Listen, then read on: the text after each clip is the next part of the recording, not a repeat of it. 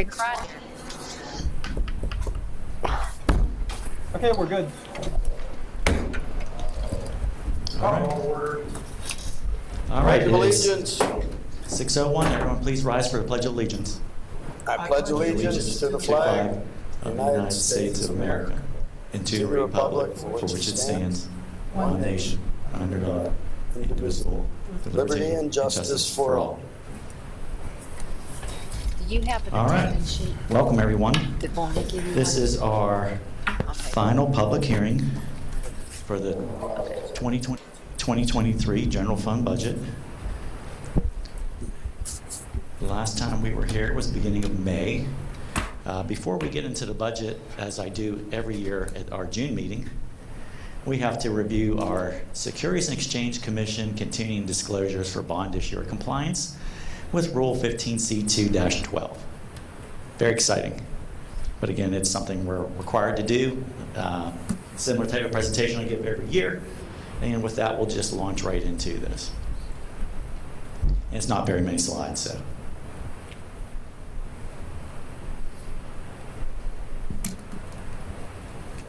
I'm not sure if this mic might have died, Micah. It's working. I can hear them.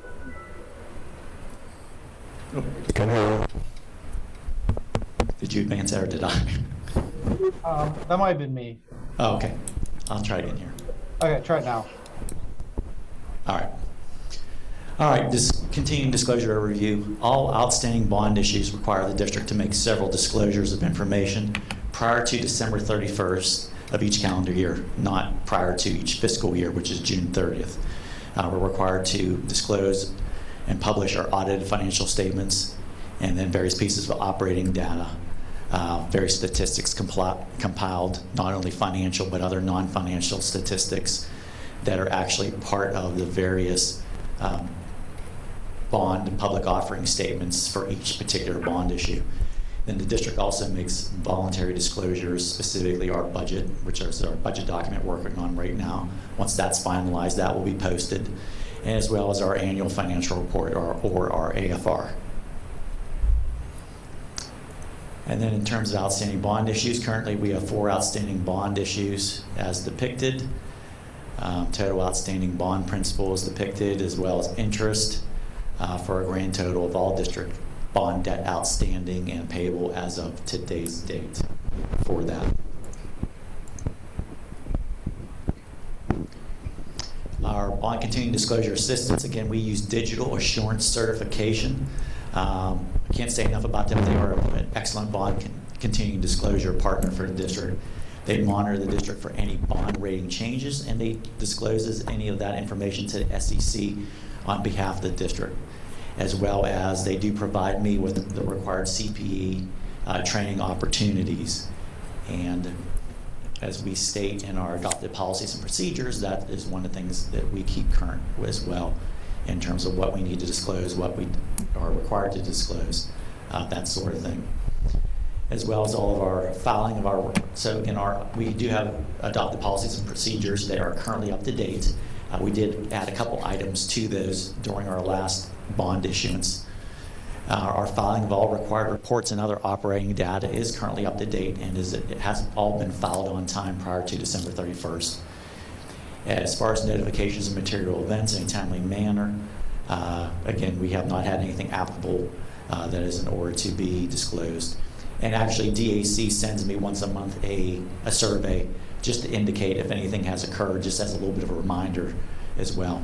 And as far as any types of items that need to be disclosed, again, any debt service delinquencies, bankruptcy, and any bond rating changes, there are some of the major ones. And again, we've had none of those that have been applicable to the district that we've had to disclose. Any questions on any of the bond items? If not, Micah. So disclosure means only bad things? I'm sorry. Disclosures. Yes. So you had 4 items. They were all kind of negative things.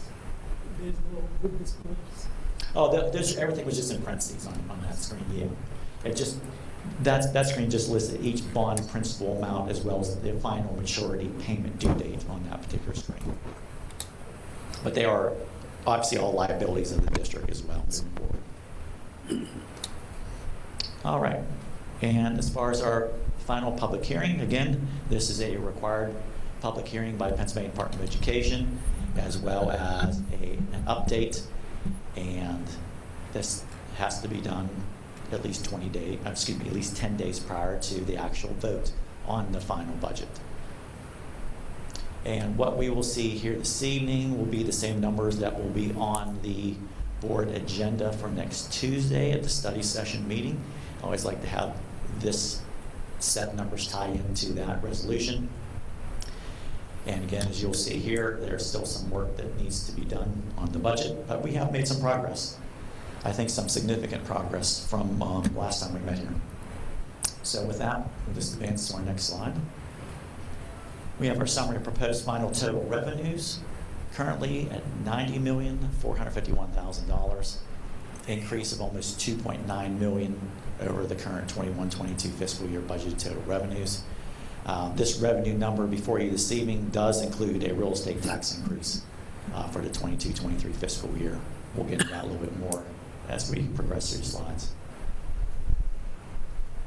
As well as our final total expenditures, currently at $91,188,000, an increase of almost $3.6 million over the current 21-22 fiscal year budgeted total expenditures. On the next slide, when you take those two numbers and net them together, there is still a proposed final remaining budget shortfall or deficit for the 22-23 fiscal year in the amount of $737,000.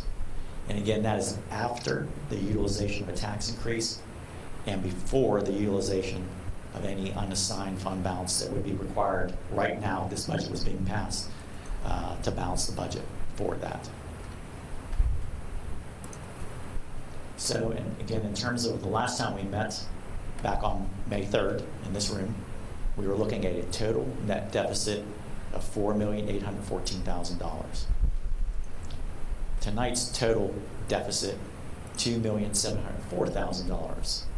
So basically, we were able to reduce that deficit by 44%, or approximately $2.1 million. Now, if you take the total deficit that we still have in the budget, the $2,704,000, and you net in the tax increase amount, the $1,967,000, that leaves the net remaining deficit at the $737,000 amount.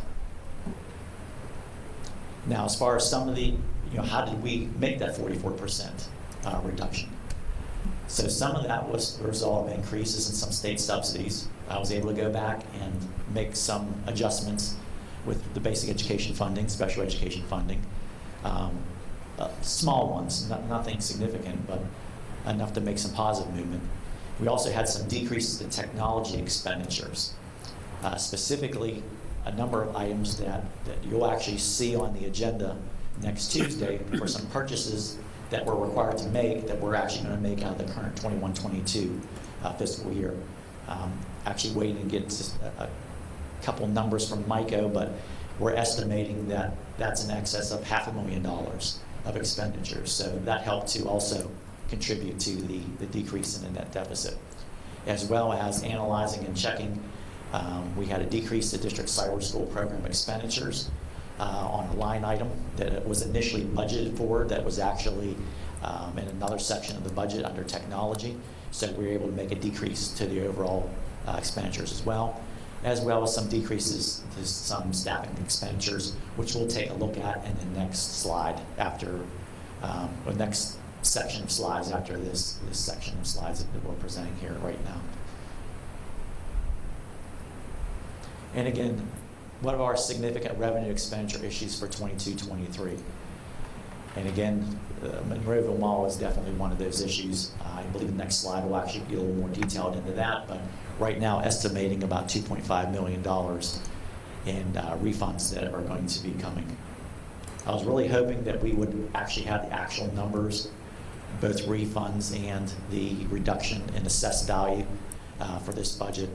But when I did calculate in terms of and again, we'll see this on the next slide, the decrease in assessed value, I tried to hit the middle of the road number and not be too high, too low for that. But again, we're still waiting on that. But again, the $38 million number adjustment, that amounts to almost $778,000, which actually, if you looked at, again, our net remaining deficit, $737,000, if it wasn't for the mall reducing current revenues, we would be in balance right now with just the tax increase. So it's one of those things, it's like a couple steps backward, a couple steps forward to make up that difference, that $778,000. That's a difficult one to overcome. There's no doubt about that. Now, as far as our other major items, again, increase in employee salary expenditures, almost $2 million. Increase in technology expenditures, that number did go down from last time. That's down to $179,000, but again, there still were some increases in Mr. Brown's budget.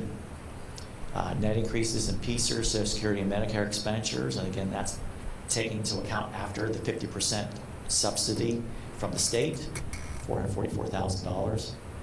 Increase in employee health insurance expenditures, $575,000. Again, that did go up 8% for the upcoming 22-23 fiscal year, as well as some increase in transportation contract and propane fuel expenditures of $269,000. And then we had a little tick up, particularly in the bond service payment expenditures and the new issue, that $223,000. So again, just taking those items as listed here, 3 through 8, that's a little over $3.6 million. That's some big increases. There's no doubt about that. And again, as I was referring to, a little more detail on the Monroeville Mall refunds. Again, utilize a $38 million assessment decrease, and just showing that that's the equivalent of about $778,000 in actual cash collections that will not be collected as a result of making that adjustment. And as well as our prior real estate tax refund, we're projecting, I'm hoping to be at a maximum amount of $2.5 million. I won't get off the trail as far as some of the nuances that go into that number, but it's a big number, there's no doubt about it. There's multiple years of refunds that comprise the $2.5 million. Paul? Yes? Have you heard any update on recent renovation construction, especially on Route 22 and/or home building over near Evergreen or the apartments? Some of those items are coming on in terms of being assessed, but they are slow for that to happen. Okay. One of the other things we have are all the various residential and commercial appeals that Mr. Dice has taken on behalf of the district. That's helping, but you know, when you take $38 million out, it kind of erases a lot of those gains. It's unfortunate. Again, a couple steps forward, a couple steps backwards for that part of it. But yeah, it hurt on my one spreadsheet to have to put in the $38 million for that. But there is some development that is currently progressing. There's some other development that we're also aware of that has not started yet. But those things will definitely help the overall assessed value of the district moving forward. Mr. Bova informed me of a property off of Tilbrook Road, 120 acres. 120 acres. It's listed on realestate.com. Okay. It kind of stretches between Tilbrook and Pitcairn Road. The asking price was in the millions, and it's projected to have hundreds of units, but I can't find anyone who knows much about it beyond that. Dr. Short saw the listing. It's like a real listing, but wow. That's the first I've even heard of that one. And the property's on the side of a hill that stretches. I pulled it up. I drove the area, and I just didn't have my boots with me to go down and visit. I mean, it was a hilly area, but I put some feelers out through Monroeville to here, so I should find out soon. Be nice, but it seems implausible at best. They can build anywhere. What's now. that? They can build anywhere now. Yeah, I'm sure you're right, yeah. Well, that would be anywhere. Well, let's hope that changes hands and gets developed. So I mean, that's definitely something down the road for that. But again, you know, this is just one loss in the budget, but it is a significant loss of revenue. So, we, have a loss of some assessed value, net loss. It does make it very difficult in order to try to balance the budgets. If you have losses and or level funded revenues, well, again, we all know it's everywhere. All expenditures are increasing, so it does make it very difficult in order to attempt to balance the budget. And we are seeing that with our process as well. And in terms of, again, these are a couple slides. I won't spend a whole lot of time on these, but in terms of the Act 1 index, 4.1%, the equivalent of 0.8565 mils. That would take the millage rate from the 20.8914 mils to 21.7479 mils. Whether we maintain the 14th lowest in Allegheny County, we'll have to wait and see. Once we find out what all the other school districts do with their millage rates for 22-23, Allegheny Unit will compile that information and then send that out to all the districts. And as I always do, we will forward that information on to the board as well. This slide is just another statement of that. So probably the most significant item on this slide is, what is 0.8565 mils? Currently, it's worth $1,967,000 in net real estate tax revenue. And this is just another slide that just shows some of the history of the last several years of when there was increases, the amount of the increase, and whether any fund balance was utilized to assist in balancing any of those budgets. So some good information. And this just shows a breakdown, as we always depict, in terms of median value in the Monroeville Pitcairn.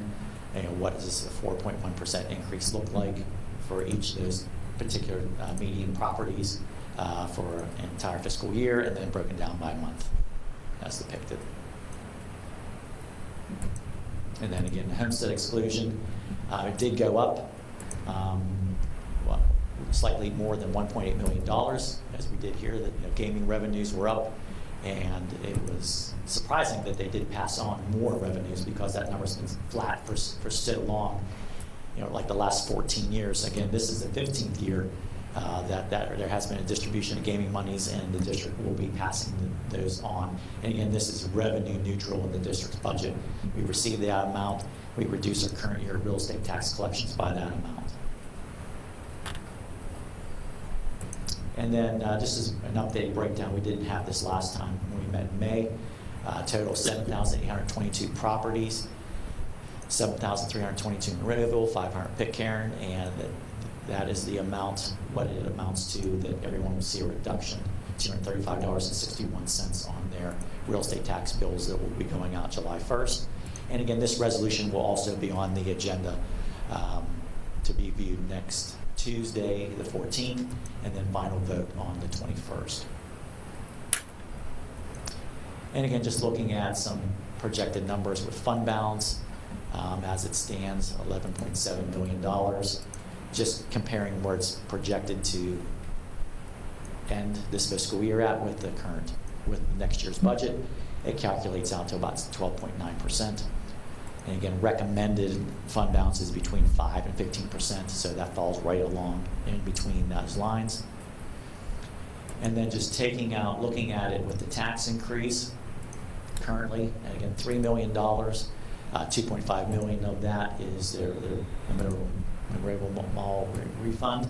Another $500,000 is for some construction fund transfers that we build in there due to the depletion of the contingency fund and the bond proceeds account. So that, just looking at that, takes $8.7 million. And again, in relation to $91,188,000, that's 9.61%. Again, still within the range of 5 and 15%. And then just for conversation's sake, as we did last time, and I include this slide this time, and again, by all means, this is not recommended, but just to say, okay, if we decided to look at that remaining deficit of the $737,000 and said, well, just take it out of fund balance, what does that do to the fund balance? It takes it down 8.81%. And again, please, the above scenario is not being recommended to balance the budget. It is for discussion purposes only. So essentially, if you would do this, as I stated at the very bottom, the district would start out a 23-24 budget with a $737,000 deficit, because again, that deficit never goes away. So again, just for discussion purposes.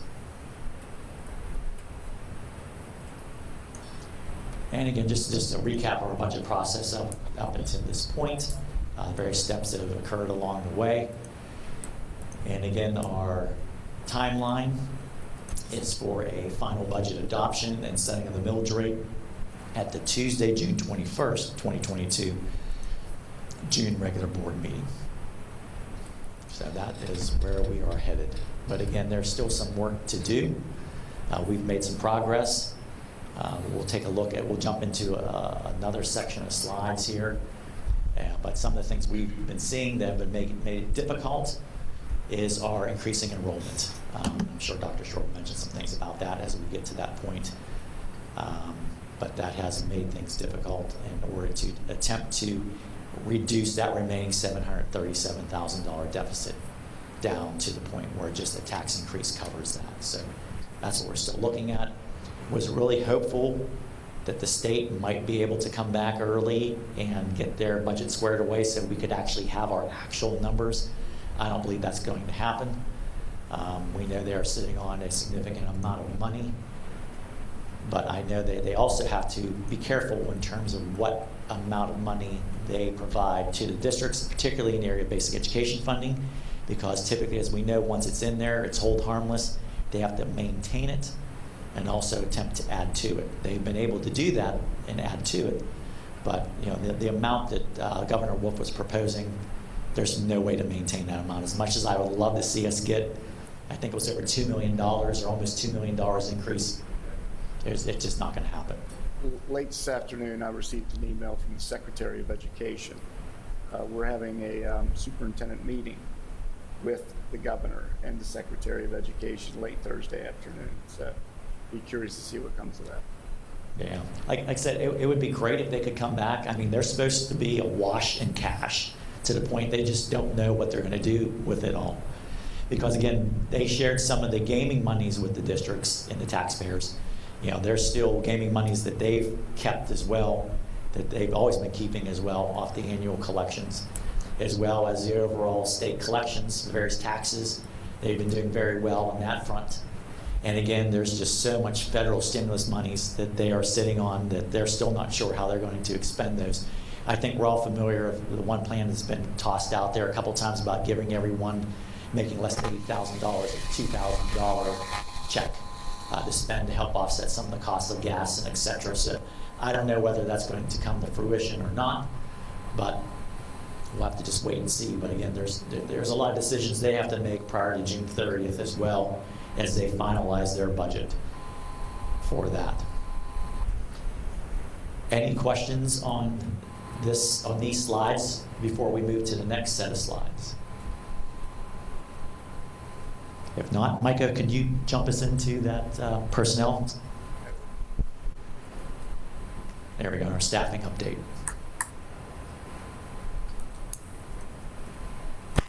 All right, I'll advance to the second one. Yeah, recommended staffing. Based on what you're looking at right now, we have gone and revisited all of the class sizes. We've looked at all the enrollments, the requests for classes, and based on that information that we have as of today, we are recommending the following positions. We have made a few changes. In ESSERS, we kept all the positions that we designated for learning loss, plus we added the speech therapist position. Under new funds that we'll be requesting this year is an additional grade 1 at CSC and Ramsey, grade 2 for University Park, grade 4 for Evergreen. We would like to add a 0.5 music for elementary. We will also be adding a high school special education teacher, PE teacher, 0.5 art, and 0.5 facts.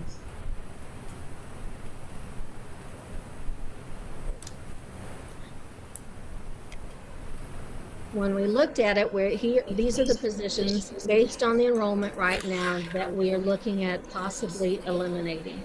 One is for English in the high school, looking at the enrollment through that. We can do that through attrition.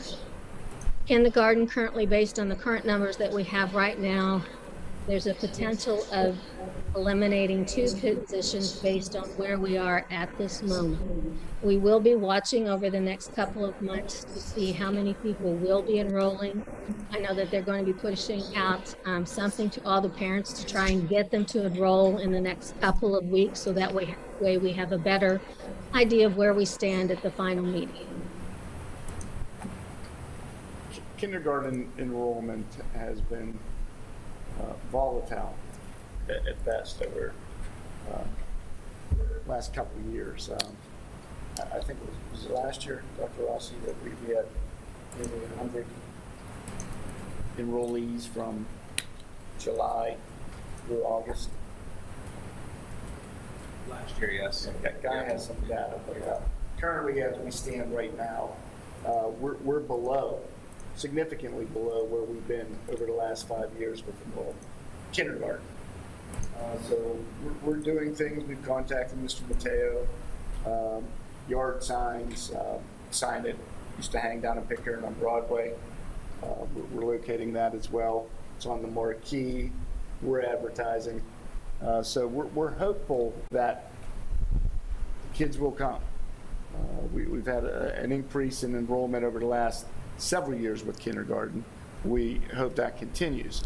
However, the way it stands right now, we're down from what we've been in the past. So we have 2 positions earmarked right now from what has been 12 sections of kindergarten. Currently, right now, if we were to open up, we'd only have 7 sections of kindergarten.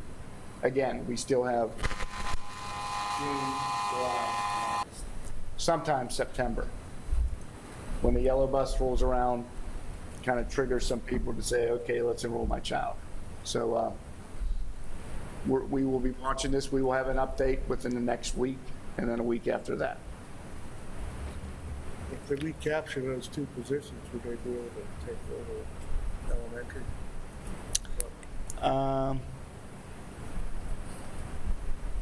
Potentially, with bidding.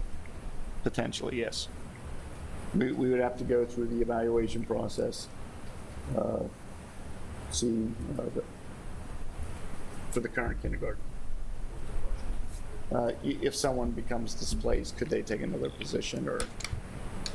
Yeah, we can talk to Trish about that. That's Yeah. absolutely what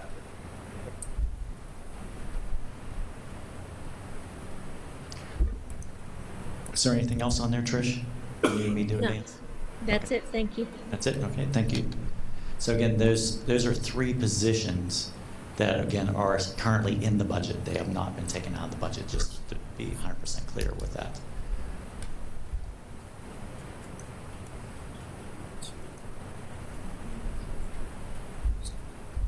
And again, we've been making many changes. Revenues, they've been going up and down, certain ones, as collections are coming in, as well as expenditures. I mean, there's positives and negatives.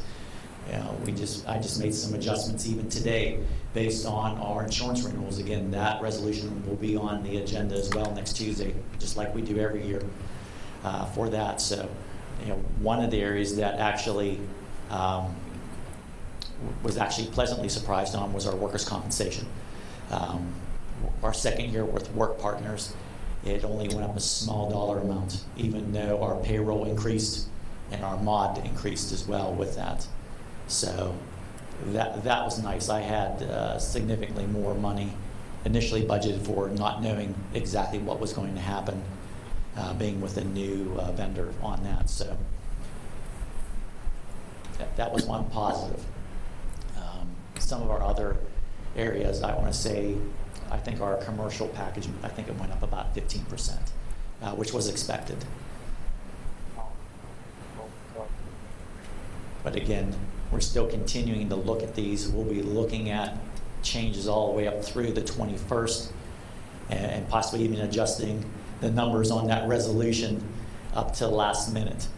Again, as new information becomes available, as you know, again, we're still analyzing certain things internally, as well as any external information as it becomes available, particularly from the state. That's the big wild card out there right now, to see what is going on with them, to see if we can have some positive gains as a result of them concluding their process of completing their budget as well. Paul, is there any movement with PlanCon? No, unfortunately, no. That's one of those other disappointing areas that with our series of 2021 bonds, there's no reimbursement on that project at all. We're going that alone. Our other remaining bonds out there, the other 3 issues, there is some PlanCon reimbursement. It's probably about overall, I think we have budgeted about $500,000. So, I mean, there's still some help on that. But one of the problems is that, and I think this is part of the reason why they're just kind of sitting on it, there's no funds for them to fund that. The state actually had to issue bonds to pay all of us school districts currently in the PlanCon system. That's how bad it was at one particular point in time. Bond market's still going up Yes. significantly, so.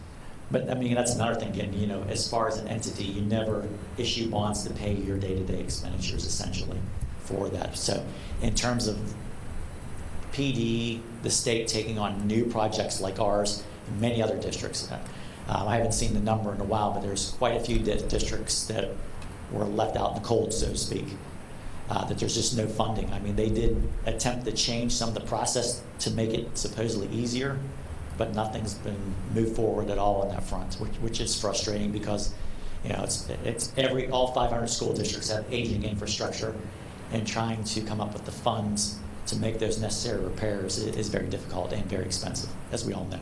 So it still exists, but they just don't do anything. Yeah, unfortunately. Any other questions at all on anything with the budget? Okay, thank you, everyone. We'll continue to update next week Yep, thank you. with enrollment and new numbers. So Dr. Short, this will probably be posted to the website. People can review some of this information. It's pretty dense, and then if they have questions, they could surely come to next week's meeting and the meeting after that, where we're going to actually be discussing this more in depth and then voting on it, right? Correct. Thank you.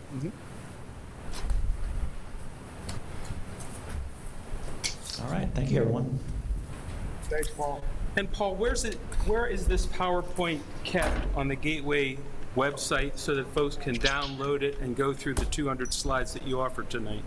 It's very See you guys. Thanks. It's very easy to find. You just go to the Gateway School District website under the Finances, Yeah, and then you'll find a PowerPoint dated June 7th, right? Mike, we'll be posting these. Very good. Okay, thanks, Paul. Yep. I think we skipped the public comments, Yeah, Cheryl. you Do did. you have a comment? Well, I mean, I can ask it next Tuesday, but here's my question, Dr. Short. You're going to talk to the state on Thursday. All right, and we just heard that the state has money. Yes. Okay, but PlanCon doesn't have money. Is there a reason why the money they're sitting on in Harrisburg can't be redirected to places like PlanCon?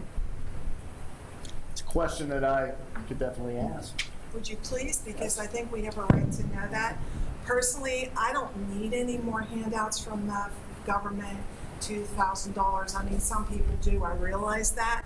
But if it could be redirected someplace else, Also, to you, for example, I don't understand. When they get money from the federal government, which is what this is this specifically earmarked in such a way that you can't move it around to places the districts or the communities need to have the money placed?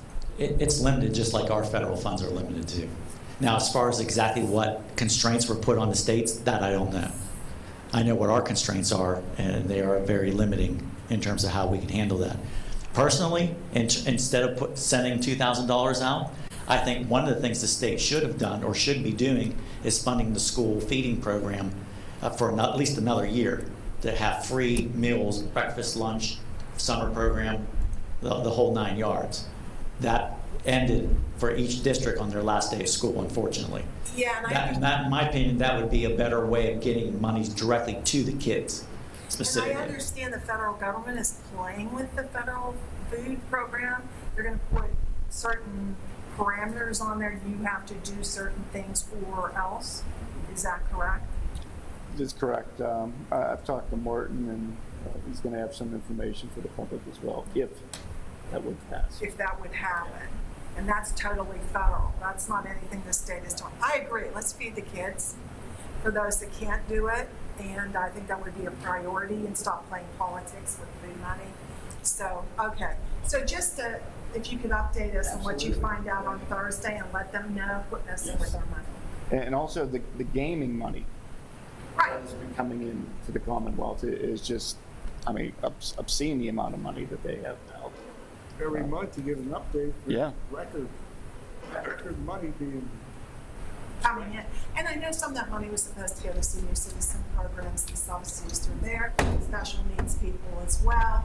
But let's make them pay for what they said they were going to do with this money in the first place. Yeah. Yeah, I mean, if he could update us, that'd be great, because, you know, there's something called picking up the phone and calling these politicians and saying, quit messing with our If you think money. of any other questions, shoot me an email. I certainly, Yeah. I certainly, Thank you, Cheryl. as always, Thank you. you're welcome.